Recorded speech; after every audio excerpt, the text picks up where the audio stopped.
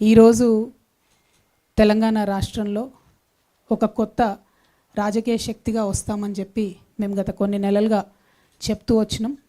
దానికి అన్ని రకాలైనటువంటి సాంకేతికపరమైనటువంటి చిక్కులు దాటుకుంటూ తెలంగాణ రక్షణ సేన పేరుతోని తెలంగాణ జాగృతి సంస్థను నడిపినటువంటి మేమందరం కూడా తెలంగాణ రక్షణ సేన అనే ఒక పొలిటికల్ ప్లాట్ఫామ్తోని తెలంగాణ ప్రజల ముందుకు రావడం జరిగింది.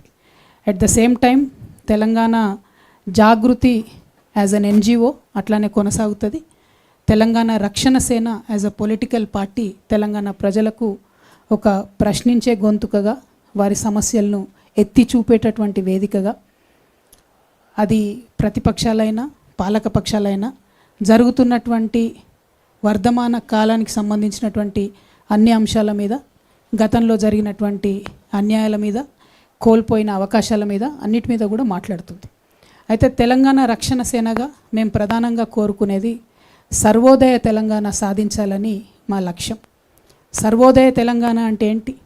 సర్వులకు ఉదయం రావాలి, అందరి జీవితాల్లో వెలుగులు రావాలి, తెలంగాణ రాష్ట్రాన్ని సాధించాలనే ఒక ఉక్కు సంకల్పంతో బయలుదేరినటువంటి రోజు కూడా మనందరి కళలు కూడా సర్వోదయ తెలంగాణ రావాలనే ఉండే, అందరికీ వెలుగులు రావాలి, అందరం బాగుండాలనేటటువంటి ఆలోచన. మరి సర్వోదయ తెలంగాణ సాధించాలంటే తెలంగాణ రక్షణ సేన ఎట్లా సాధిస్తుంది? దానికి టూల్, దానికి ఒక మార్గం, దానికి ఏంటిది వే అంటే మేము ఒక 5 అంశాలను ప్రాధాన్యత అంశాలుగా ఎన్నుకున్నాం. పాంచజన్యం అనేటటువంటి ఒక కార్యక్రమాన్ని తీసుకున్నాం. పాంచజన్యం పేరులోనే ఒక పవర్ ఉంటుంది. అది భగవంతుడు శ్రీకృష్ణుడి యొక్క శంఖం పేరు. ఆయన ఎప్పుడైతే అధర్మం పైన యుద్ధం చేయాలనుకున్నాడో ఆ సందర్భంలో యుద్ధ బేరి మోగించడానికి వాడినటువంటి శంఖం. కాబట్టి ఇవాళ తెలంగాణ రాష్ట్రంలో ఉండేటటువంటి అనేక పరిస్థితుల మీద మేము ఒక యుద్ధ బేరి మోగించి ముందుకెళ్ళి ప్రజల పక్షాన నిలబడి ప్రజల కోసం పనిచేయాలనుకుంటున్నాం. కాబట్టి పాంచజన్యం అనేటటువంటి పేరుతోని 5 ప్రాధాన్యత అంశాలను ఎంచుకొని ఇవాళ ప్రతిపక్షంలో ఉన్నాం కాబట్టి పాలకపక్షాన్ని 5 అంశాల మీద ప్రశ్నిస్తూ ఉంటాం. రేపు మేము అధికారంలోకి వచ్చినాక ఈ 5 అంశాలే ప్రాధాన్యతగా చేసుకొని పరిపాలన కూడా చేస్తామని చెప్పడానికి సంతోషిస్తూ ఉన్నాను. మరి పాంచజన్యంలో మొట్టమొదటి అంశం విద్యగా మేము ఎంచుకోవడం జరిగింది. ఇవాళ ఒక పేద మధ్యతరగతి ఇండ్లు చూసుకున్నట్టయితే విద్యకు వైద్యానికి కలిపి 60% పైచిలకు వాళ్ళ మొత్తానికి ఇన్కమ్ అంతా కూడా వెళ్ళిపోతుంది. 60% ఇన్కమ్ ఈ రెండిటికే పోయిన తర్వాత సేవింగ్స్కి కానీ, ఒక కొత్త వ్యాపారం చేసుకోవడానికి కానీ, ఒక చిన్న అసెట్ కొనుక్కోవడానికి కానీ, ఒక నగ కొనుక్కోవడానికి కానీ, అనుకోకుండా ఏదైనా ఎమర్జెన్సీ వస్తే చేసుకోవడానికి కానీ పేద మధ్యతరగతి ఇంట్లో ఒక రూపాయి కూడా మిగిలే పరిస్థితి లేదు. కాబట్టి విద్యను సంపూర్ణంగా ఉచితంగా ఇవ్వాలని మేము తెలంగాణ రక్షణ సేన నుంచి ఒక సంకల్పం తీసుకుంటున్నాం. ప్రభుత్వంలో ఆల్రెడీ ఉచిత విద్య ఉంది, కరెక్టే. కానీ ఇవాళ మెజారిటీ పిల్లలు 75% వరకు కూడా పిల్లలు ప్రైవేట్లో చదువుతూ ఉన్నారు. మేము తెలంగాణ రక్షణ సేన నుంచి అనేక మంది నిపుణులతో సంప్రదించిన తర్వాత ప్రైవేట్ స్కూళ్ళలో చదివేటటువంటి వాళ్ళకు, ప్రైవేట్ కాలేజ్లో చదివేటటువంటి వాళ్ళకు, ప్రొఫెషనల్ కోర్సెస్లో ఉన్నటువంటి వాళ్ళకు కూడా విద్యను ఉచితంగా ఇవ్వాలనేటటువంటి ఒక సంకల్పంతోనే మేము ముందుకు రావడం జరుగుతుంది.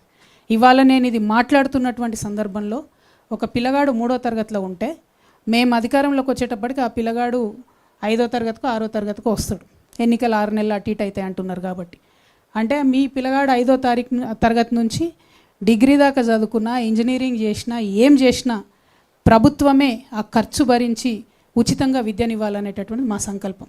దానికి సంబంధించి లెక్కలేసినాం.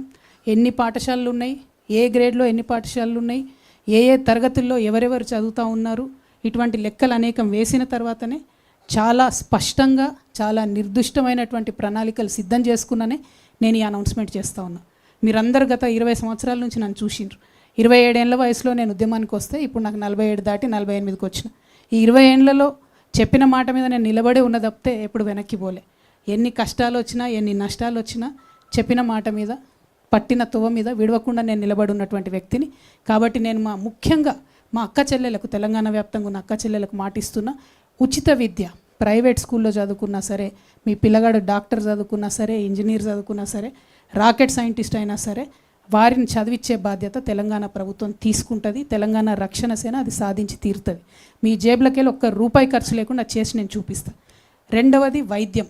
ఇవాళ ఆరోగ్యశ్రీలో 10 లక్షల వరకు ఇస్తూ ఉన్నారు వైద్యానికి సంబంధించి. అంతకుముందు వైఎస్ రాజశేఖర రెడ్డి గారు ఈ పథకం పెట్టినప్పుడు 2 లక్షల రూపాయలు ఇస్తామంటే అసలు ఇది సాధ్యమవుతుందా, ఎట్లా ఇస్తారు అని మాట్లాడారు. ఆ 2 లక్షలు పోయి మరి ఇవాళ 10 లక్షల వరకు ఇస్తుంటే ఎట్లా సాధ్యమవుతుందని అడుగుతలేరు. కానీ ఇంకొంచెం మనసు పెట్టి ఆలోచన చేస్తే ఇవాళ క్యాన్సర్ జ్వరం వచ్చినట్టు వస్తుంది, కానీ క్యాన్సర్ క్రోసిన్ వేసుకుంటే పోదు మరి. కాబట్టి క్యాన్సర్కి కావాల్సినటువంటి ట్రీట్మెంట్ ఏదైతే ఉంటుందో 10 lakhs, 15 lakhs, 20 lakhs, 25 lakhs ఎంత బాధగా ఉంటుందండి. కండ్ల ముంగట ఇంటి మనిషి చనిపోతుంటే ఆ వైద్యానికి డబ్బులు ఇవ్వలేనటువంటి వాళ్ళు చాలామంది ఉన్నారు. నిన్నగాక మొన్న గద్వాల్లో ఒక ఎగ్జాంపుల్ చూసినాం. గవర్నమెంట్ హాస్పిటల్కి తల్లిని తీసుకుపోతే మా దగ్గర లేదయ్యా ఇంతకన్నా వైద్యం, దయచేసి మీరు తీసుకుపోండి అంటే ఓన్లీ 3 lakhs rupees అవుతుంది. తెలిసి కూడా ఎక్కడికి తీసుకుపోదాము, ఎట్లా తీసుకుపోదాము, ఆడికి తీసుకుపోయినాక 3 లక్షలు అంటారు, చేర్చినాక 15 లక్షలు అంటారు. మా పరిస్థితి ఏందని తల్లిని పోన్లే బతికింది కదా ఉన్నన్నాళ్ళని సర్ది పెట్టుకునే పరిస్థితి ఇవ్వాలని కూడా తెలంగాణ రాష్ట్రంలో ఉన్నది.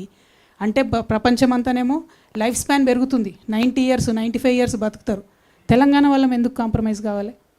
నిన్న మొన్న నేను ఈ పార్టీ ప్రకటన చేసినప్పుడు ఈ మాట మాట్లాడితే కొంతమంది విమర్శ చేశారు. ఎట్లా సాధ్యమవుతుంది అంటే, ఫ్రీ మీల్స్ పెట్టాలని ఆనాడు అనుకున్నప్పుడు సాధ్యమవుతుంది అనుకోలే, స్కూళ్ళల్లో సాధ్యమైంది. ఇలా దేశమంతా అదే పని చేస్తుంది. ఆనాడు ఆరోగ్యశ్రీలో 2 లక్షలు ఇస్తామనుకున్నప్పుడు సాధ్యం కాదనుకున్నారు, సాధ్యమైంది. ఇలా అనేక రాష్ట్రాలు ఫాలో అవుతున్నాయి.